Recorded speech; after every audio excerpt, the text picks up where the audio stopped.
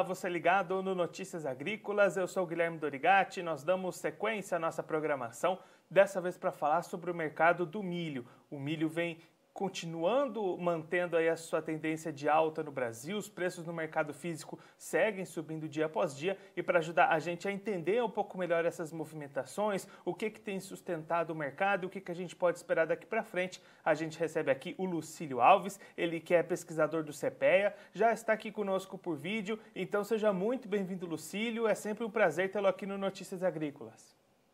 Olá, Guilherme, olá a todos, é um prazer estar com vocês, estamos sempre aí à disposição. Lucílio, outubro, a gente está se encaminhando aí para o fechamento do mês de outubro, um mês de valorização para o milho aqui no Brasil. O que sustentou essas movimentações e qual foi o tamanho dessa alta no mês aqui para o milho no país? Guilherme, o mercado do agronegócio, de forma geral, está surpreendendo em termos de reações de preços. Claramente, isso é um contexto muito favorável para vendedores e, por outro lado, um contexto de preocupação aí para os compradores como um todo. O mercado de milho deu uma alta muito expressiva no mês de outubro. Estamos chegando aí, pelo menos até ontem, com quase 30% de variação, 7% só efetivamente aí nos últimos 7 dias, batendo o recorde, né, na data de quarta-feira, com R$ 82,67 por saca de 60 quilos, considerando a grande região de Campinas e o indicador CPEA, que é a referência para a liquidação financeira dos contratos futuros da B3. Esse é um resultado, num primeiro momento, de uma firme demanda pelo produto, uma firme demanda tanto doméstica quanto internacional. Vamos ver efetivamente o volume que nós vamos ter de exportação agora na parcial de outubro, ou durante o mês de outubro. Esses dados vão ser divulgados no início aí do mês de novembro, mas a expectativa é que próximo de 6 milhões de toneladas tenham sido exportadas, exceto se as chuvas dos últimos dias atrapalharam alguns embarques. Mas deve chegar próximo a 6 milhões de toneladas, o que vai levar um acumulado aí de 25 milhões de toneladas exportadas de fevereiro até outubro, faltando, portanto, 10 milhões de toneladas para atingir a meta das 35 milhões de toneladas esperadas para o ano safra, né? 34, 35 milhões. Isso leva as exportações, junto com um ritmo muito acelerado e muito bom de mercado doméstico, que está vindo especialmente pelos segmentos de aves e suínos, a uma expectativa de redução dos estoques de passagem. A gente deve terminar aí janeiro do ano que vem com uma relação estoque-consumo na casa de uns 15%, ou seja, suficiente para algo como 7 semanas de consumo. E considerando o próximo ano com uma produção de 105 milhões de toneladas, são os dados iniciais divulgados, com uma demanda aí de fevereiro 21 a janeiro 22 na casa de 71 milhões de toneladas, nós vamos ter disponível para embarque 34 milhões de toneladas, ou disponível para embarque não, mas pelo menos excedentes. Porém, as estimativas é de que ao redor aí de 35 milhões de toneladas sejam exportadas também o ano que vem. Isso implica que janeiro 22 teremos uma relação estoque-consumo ainda menor do que a esperada para janeiro 21. Portanto, o cenário observado para os próximos meses é de um certo equilíbrio entre oferta e demanda e não abre espaço para reduções da oferta, num ambiente em que nós temos demanda firme. E, portanto, as preocupações agora recentes com a primeira safra, o atraso do semeio de soja, portanto, já leva a uma preocupação quanto à segunda safra, claramente faz com que os preços reajam para reduzir o ímpeto consumidor de um lado e atrair vendedores de outro. Eu acho que esse é o ambiente atual. Porém, é importante mostrar e verificar que as elevações de preços do milho que ocorreram no Brasil também ocorreram no mercado internacional. Nós tivemos aí uns 30 dólares por tonelada de aumento sejam de patamares de preço no Golfo do México, Estados Unidos, seja na Argentina, ou seja até mesmo no Mar Negro, pegando Ucrânia e Rússia. E isso faz com que nós tenhamos aí 210, 215 dólares tonelada Golfo do México, 230, 235 dólares Brasil, Argentina e Mar Negro, e uns 270 dólares tonelada posto China. Né? Então, o mercado está muito equilibrado, mas nós temos agora, nesse momento, o preço dos Estados Unidos ligeiramente menor do que no Brasil, mas com tendência de elevação. Então, Lucílio, você comentou nesse recorde que a gente teve na quarta-feira de R$ 82,67 a saca. Não é absurdo a gente imaginar novos recordes, então, pela frente?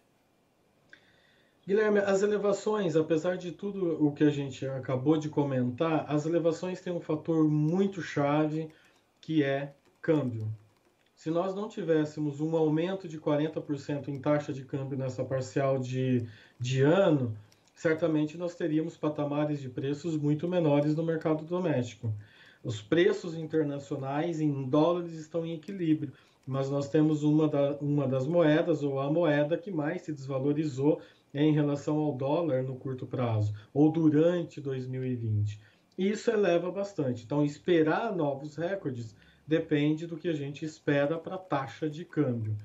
O ponto importante é que esses patamares recordes de preço estão sendo observados recentemente nas regiões paulista, e nós temos regiões dentro do estado de São Paulo que em alguns momentos está inclusive com preços maiores do que a região de Campinas, ou a mesorregião de Campinas. Quando a gente fala indicador do CPEA para Campinas, é um conjunto de 160 diferentes municípios, então é uma mesorregião e não uma micro-região.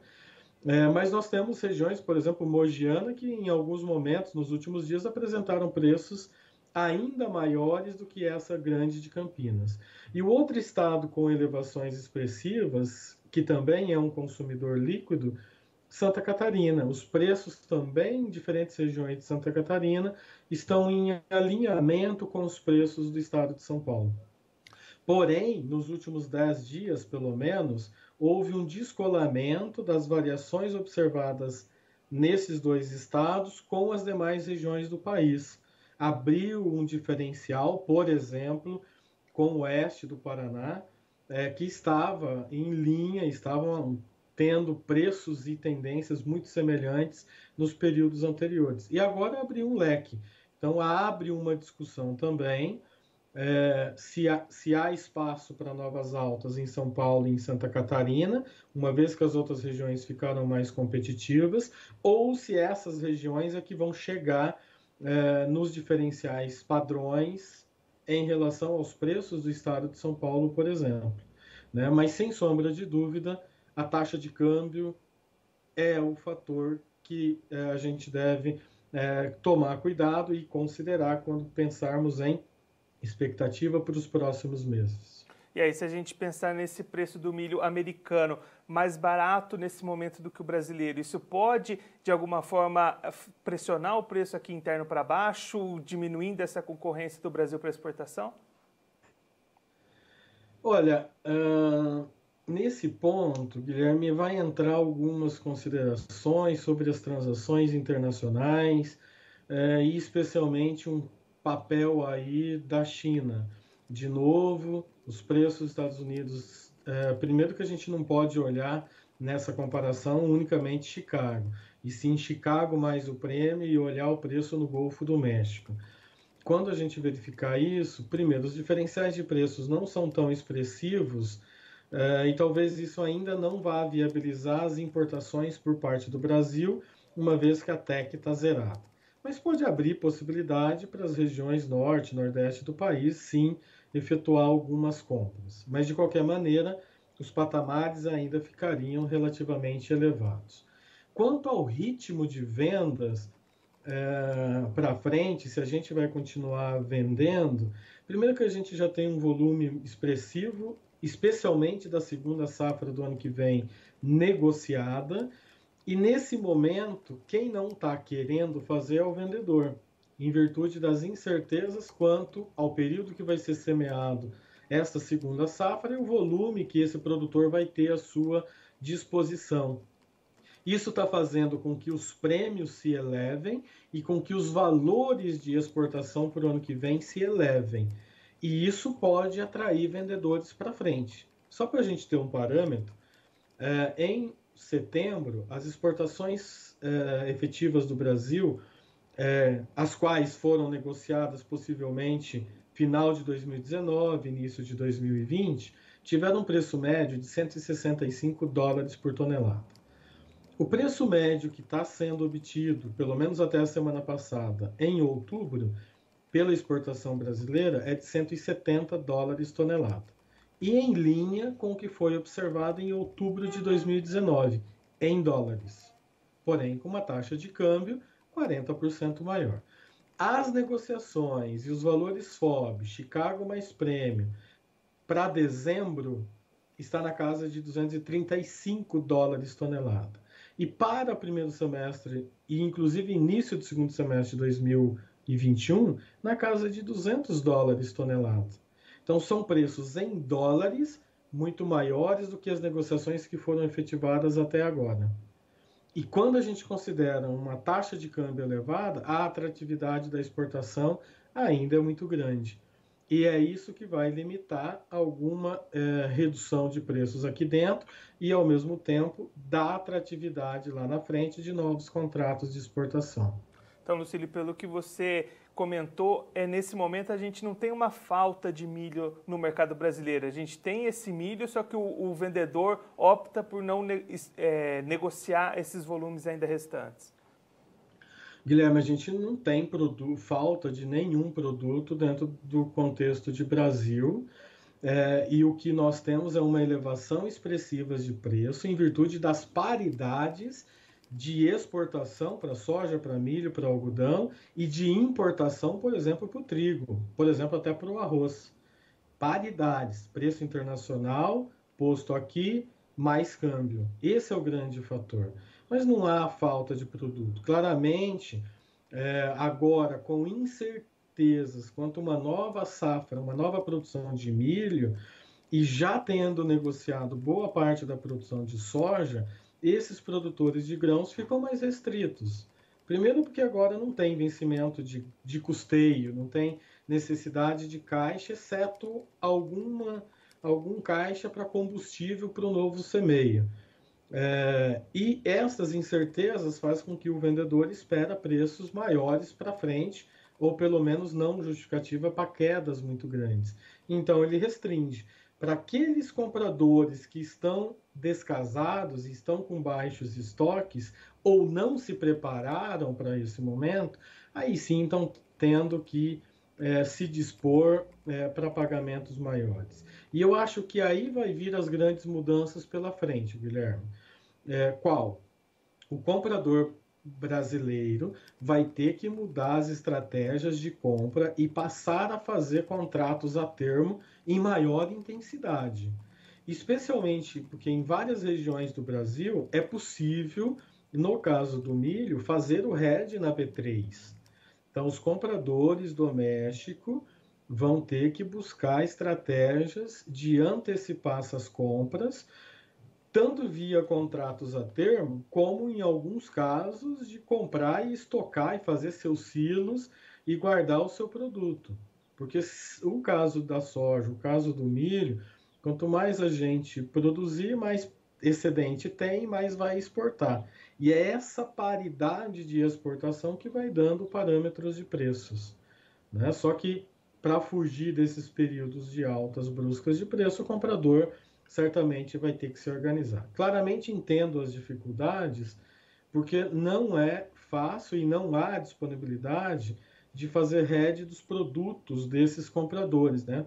Pode ter possibilidade de fazer o hedge do milho na bolsa, isso sim, mas ave, suíno, você não tem essa possibilidade no mercado, derivados de leite ou algo nesse sentido. Acho que é aí que está o grande empecilho para as estratégias de gestão de risco, especialmente da parte compradora.